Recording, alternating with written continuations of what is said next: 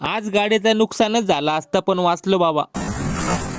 नमस्कार मंडळी, आजच्या लॉगमध्ये तुमचं पुन्हा एकदा स्वागत करतो. गाडी वळवली तेवढ्यात रितिशा लाटणं घेऊन आली. तो ठेवला डिकीत आणि आम्ही लाटणं घेऊन कुठे चाललोय ते पुढे सांगतो. चला. रोकडोबा फाट्याच्या पुढे येताच रितिशाला झोप पण लागून गेली. मग वीजच्या स्पीडने आबुण्यातील भारतीय डाकघराच्या पायऱ्या चढून ऑफिसमध्ये आलो. इथं आपल्या गृहमंत्र्यांचं थोडं काम होतं आणि गर्दी कमी असल्यामुळे आमचं काम 5 मिनिटातच झालं. मग सासरवाडीला भेट दिली. मामी काय करताय बघा. दुधाच्या शेंगा तोडायचं काम चालू आहे. आणि घरात येताच फराळाची प्लेट हातात आली. मस्तपैकी नाश्ता झाला आणि रितिशाच्या मामाला लाटणं देऊन मामीला बाय करून घरी पोहोचलो. थोड्या वेळाने पुन्हा कनाशीला यावं लागलं. आणि मंडळी, हे माझे दाजी आहेत बरं का, त्यांना ही पिशवी द्यायची होती. चला दाजी, चल मग. हा, या मग, बाय. Bye bye. त्यानंतर अचानक योगायोगाने ठाकरे दादांची भेट झाली. फॉलो करा, फॉलो करा, फॉलो करा, फॉलो.